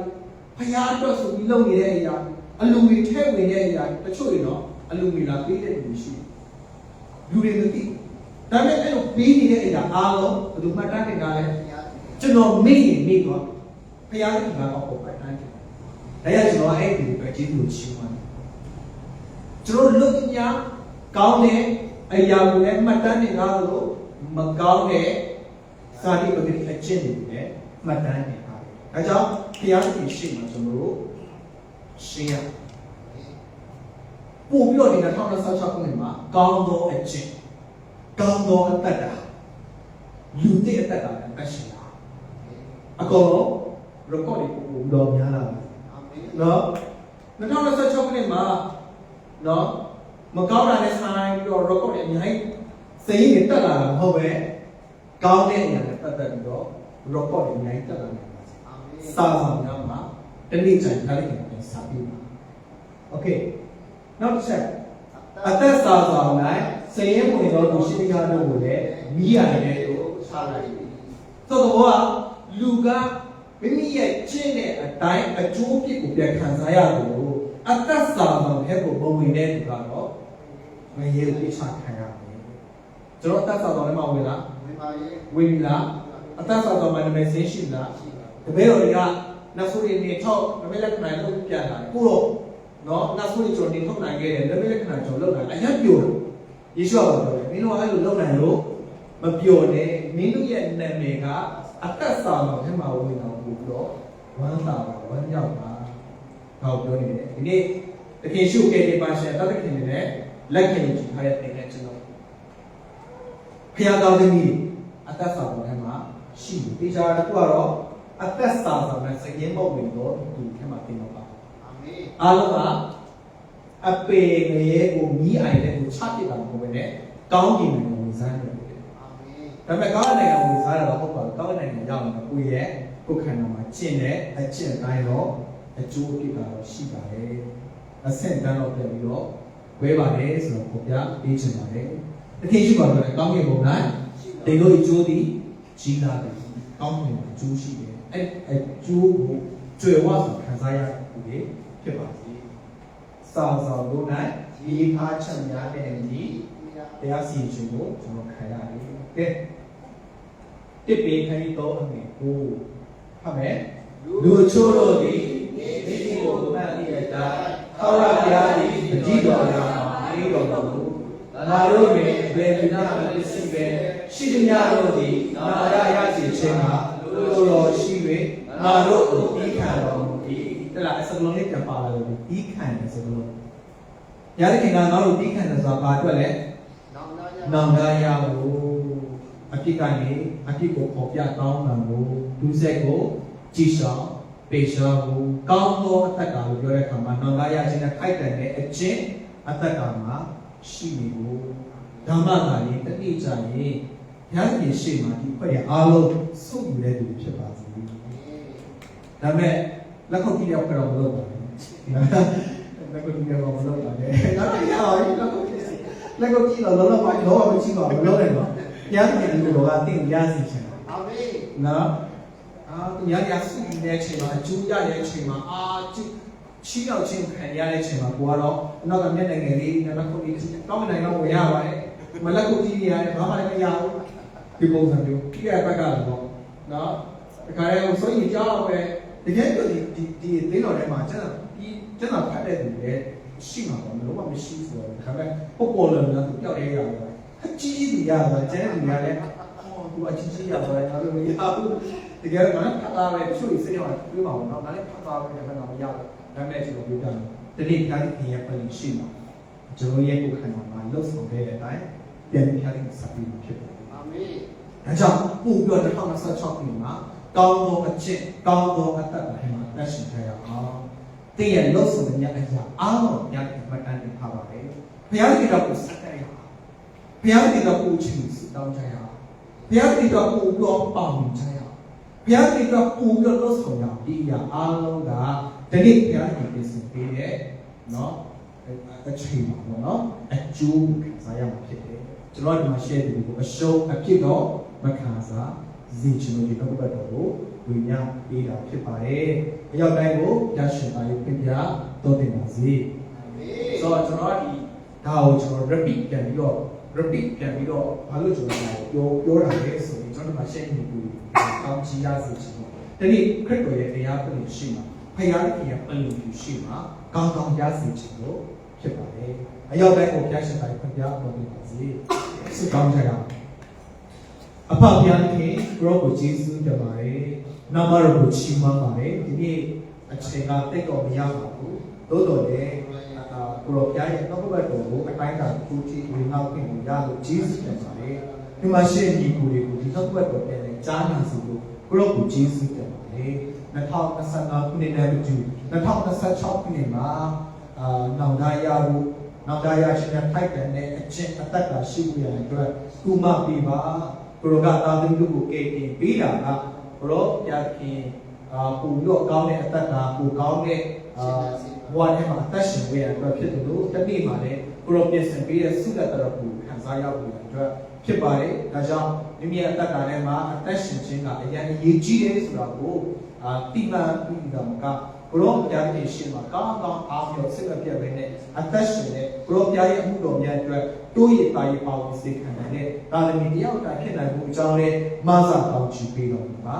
ခေယကျမ်းနာခဲ့ရတဲ့နှုတ်ကပတ်တော်မှာတရားအတွက်ဘရောရဲ့နာမတော်ကိုချီးမွမ်းပါလေဖုရမကအောက်တိုင်းရဲ့နှလုံးသားထဲမှာနှုတ်ကပတ်တော်မျိုးစေ့ကြပြီးစ30 60တရားပွားများချီးထွားရမှာဒီကြောင့်ပရောဖက်တော်တွေကိုအဲ့နဲ့ပြီးပွင့်ရမှာဒီကြောင့်ကောင်းချီးပေးပါဒီနေ့လည်းပရောဖက်အရှိမတူကတိုးဝင်၍ကိုယ်ွယ်ဖို့ပြရတော့ကြောင့်ဘရောရဲ့နာမတော်ဂုဏ်ကျေးဇူးတော်ကိုဝန်ခံချီးမွမ်းနေနှုတ်ကပတ်တော်နဲ့အတူသာသမီရဲ့ခန္ဓာစိတ်ဝိညာဉ်အချိန်တိုင်းလုံးစုံကိုပြတဲ့အဲ့နဲ့ဆုတောင်းတဲ့အခါမှာအသက်ရှင်တော်မူသောသခင်ယေရှုခရစ်တော်မှာ၌ဆုတောင်းကြပါ၏အာမင်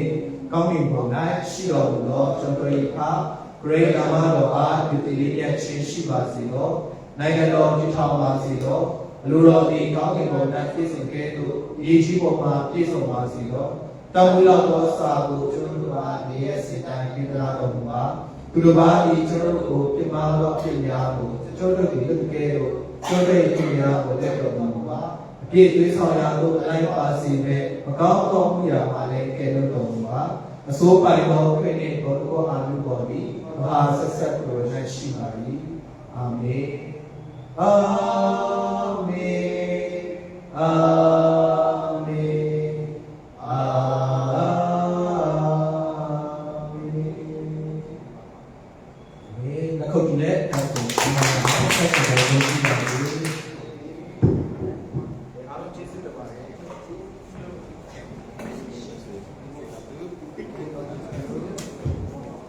နောက်တစ်ပတ်ဆရာမိဘဆိုလို့အတင်းတော့မှာ anniversary လုံးဝဖြစ်တယ်ပေါ့နော်ဒီအတင်းတော့ရှိတဲ့နေကိုဘာမှလည်းဖိတ်ထားတာဖြစ်တဲ့အတွက်တော့ဆရာတော့တောင်းနေတယ်ဆရာကောင်းတာဖြစ်တယ်ပေါ့နော်ဆရာတော့လိုက်ချင်တဲ့သူတွေရှိလို့ဆိုရင်ပြောလို့ရပါတယ်ဆရာနဲ့ဒီပါလေဆရာတို့အတင်းတော့ပူဇော်ဖြစ်တဲ့အတွက်တော့ဒီလိုသွားချင်တယ်လမ်းကြီးအခက်အခဲရှိတယ်ဆိုရင်အတင်းတော့ထုတ်ပြပါမယ်လို့ရှိတယ်ပြောရတာဘာလဲအိုင်ဘာဖြစ်လို့လဲအတိအကျပြောလာတယ်ဆိုတော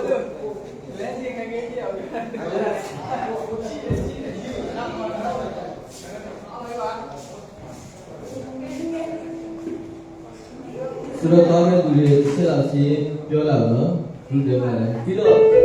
အခုရှိနေတယ်ကျွန်တော်တို့အိန္ဒိယဆယ်နဲ့ရှိနေတယ်ဘဝရသေးတဲ့သူတွေဝင်ပြီးပါ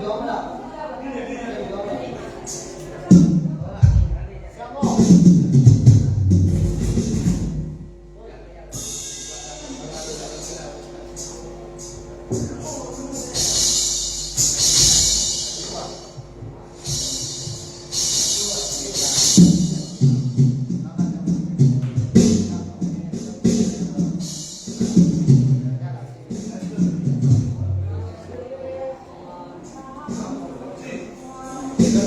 you.